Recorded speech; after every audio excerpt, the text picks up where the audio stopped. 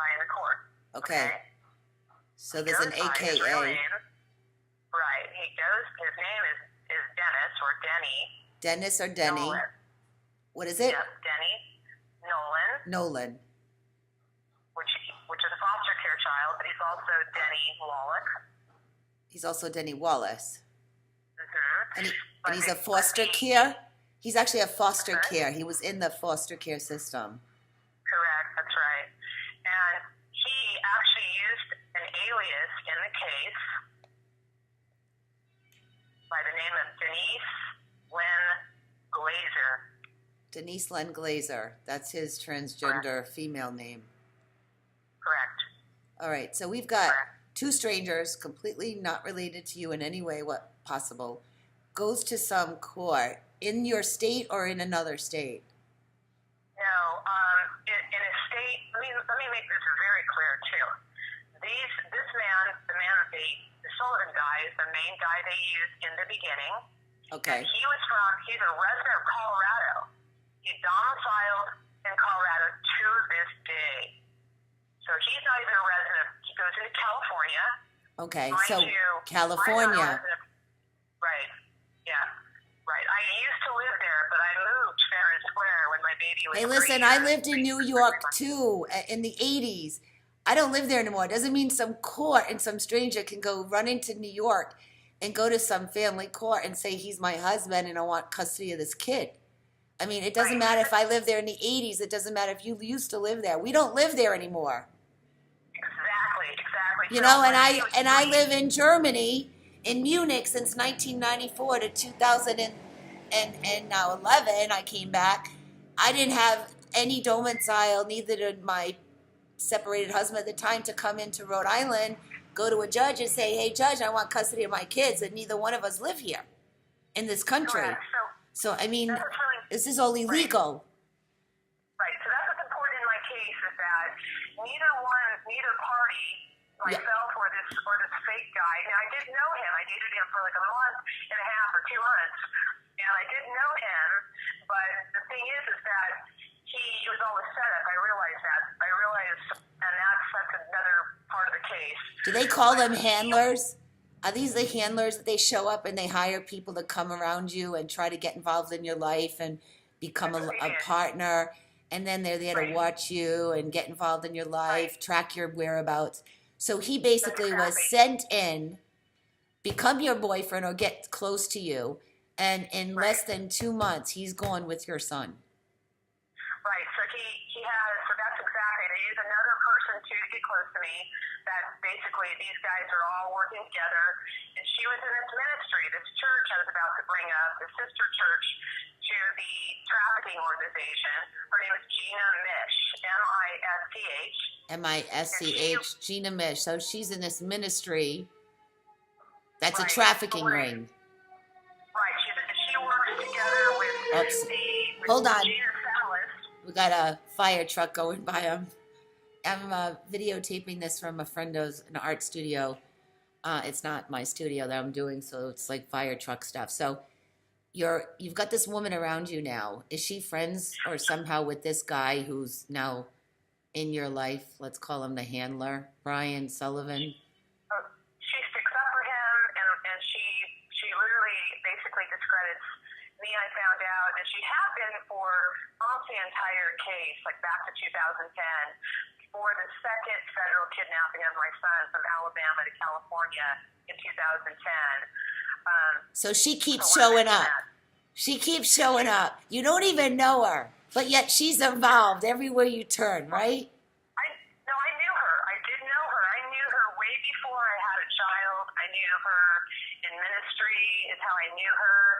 What she never disclosed to me, and we found out, I think it was last year, through some of the different teams working together, that she admitted being an actual CPS worker for the last 15 years. Okay, so literally, here we go, CPS. We got this big thing that we're trying to expose. It's just another organization for kidnapping kids. CPS, DHS, DCYF. Right. They keep, whatever, social services, child protection agency, they keep switching their names too from state to state. So she was actually a 15-year CPS worker, Right. under the skies of a ministry, and she was a friend of yours, and yet you didn't know what she did? No, she basically lied to me and said she was just an analyst for an organization out of San Diego where I first met her, okay, which was called SANDAG. She wrote a business plan for probation for the city of San Diego, and I met her in a ministry in San Diego years before I had my son, and but she pretended to be. We really knew each other in ministry. She pretended to, like I said, be an analyst, for SANDAG in San Diego. What I did not know and what I wasn't aware of, or she basically withheld from me, was that she was friends with the first judge in California, while I lived in Alabama, okay, who Sullivan and this crew, this big ring of people, actually go into. They file not in the juvenile court where my case would normally be. I'm already in Alabama, I'll remind you of this. Yeah, no. So these guys are all together. They're in San Diego. They're all together. This person that you thought was a normal friend, she ends up being CPS. This guy shows up in your life, and now they're in front of a court and a judge in San Diego, in a state that you don't even live in. And what are they doing? Wait, and Sullivan, he doesn't live there either. Oh, but Sullivan doesn't live there. Does she live there? Is she the only one that lives there? Let me finish answering the question. Okay. So, Sullivan is a resident of Colorado Springs, Colorado. However, he owned property in Carlsbad and all over the state of California. Let me just state that, and owns companies there to this day, okay? He did business there. So he's a businessman. Correct, okay? And he's involved in this ring. And so he's involved in stealing children through the courts, and I mean up the state and other states outside of California, okay? And there's a reason I know that, so it's not just speculation. Right. This is not stuff you're just throwing out. You've done how many years of research on this, Tammy? Well, I've been involved with researchers, counterintelligence people, and even constitutional lawyers, down to private attorney generals, to advocates, ADA advocates, media people. This has been going on now since the first research started happening at the end of 2009. So I've had a crash course in this, fast crash course in this whole diabolical scheme to steal children through this government-sponsored system using Title 4D. Title 4D. Government sponsored. Let's say that again, Tammy, so everybody's very clear if they hear this. What have you discovered with all the help of everybody, including government people, CIA, ICE? Say it again. You uncovered. I uncovered with the help. This is nothing. I'm not Sherlock Holmes. I'm not Columbo here. So I was taught. I forgot to mention forensic people, ICE people, ex-counterintelligence people, also people that were constitutional lawyers, ADA advocates, researchers, regular advocates, and also people that are that work in organizations that are federal government employees.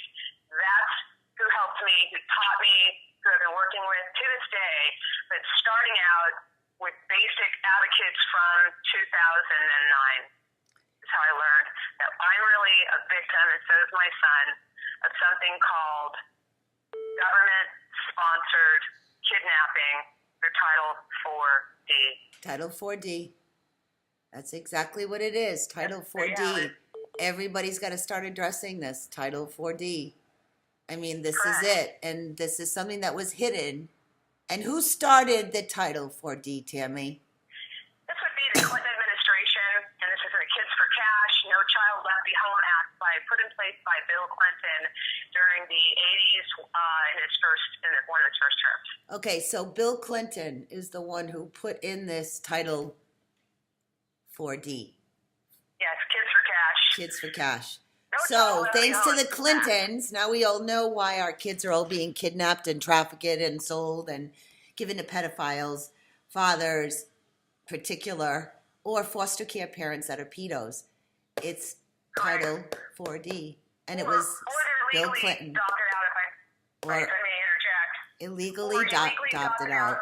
There's forced adoption too, you know. There's forced. I mean, it's anywhere. May I interject? So my child was done. He was done in a forced adoption, a legal black market adoption. Okay, this wasn't foster care. He was taken into. Wasn't taken into Mr. Sullivan's house with a bunch of relatives. I want to make that very, very clear. He was done in a way. They did a black market adoption to unknown people, random unknown people, which is why he was taken out of the country, so they could literally create a new identity on him. This is a black market ring and a black market adoption that happened to my son, Jonah Earl Reef. I have half the file, so I have names for the very first time. It was slipped to me in 2014, and the person that slipped it to me is now dead also. Okay, so I mean, this is kind of scary for people that are out there watching this, and it also makes it so much more real that this person is now found dead who slipped you this list. So apparently, you know, this is why you're talking to me on an undisclosed phone number. I have known you personally since 2013, so it's not like you're just some random stranger to me. You and I went back to the Washington, D.C., to Bill Windsor's Lawless America. We both had similar overlaps, and we immediately just got drawn into each other. And everything you were saying to me about your case, I was like, I know, and I was saying, so I mean, you're not some random person. You and I have been together since 2013, and we both tried to go to the FBI in Washington, D.C., and then they kicked me out. And I called you. I'm like, they won't take my report. They got mad at me and then throw me out the window, and they heard my name. That's because they transferred the FBI from Providence up to D.C. so they could stop me from ever going there. I mean, this is how they stop us all. So everybody that's out there thinks you're going to find help in a courtroom. Forget it. Forget it. The system is so broken. This is way beyond your capacity of understanding it. But we need to make sure that we are trying to break this mother of all B, because, Tammy, they wouldn't be coming after you as hard as they are unless you know way too much. That's exactly what it is. And because they actually even falsely incarcerated me under something called fantasy arrestee human trafficking of women. What? Fantasy? Say that again? That's a new one for me. Yes. So what that entails, and this was a way to discredit me, shut me up, because as you know, you met me in Washington, D.C. In 2013, I was being a whistleblower on all of the people involved, from the judge in Alabama who was blackmailed by the judge in California. Let me name the two judges, please, and their boss in California. And their boss there's two judges. The first judge was Judge Eugenia Irabaiti, and I didn't get to say the bomb dropper, that she is close friends since 2003 to Gina Mish, the friend in ministry and the CPS worker, 15 years. They were close friends. They've been for a long, long time on a board together with Soundag.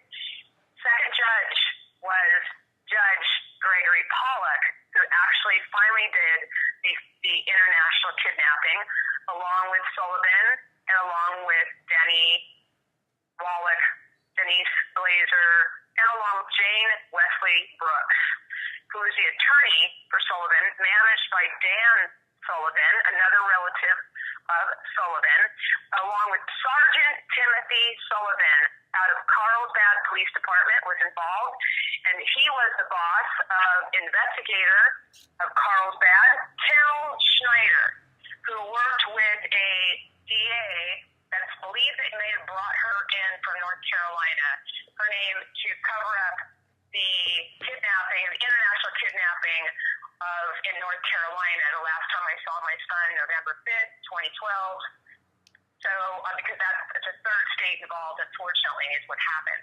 And they were left holding the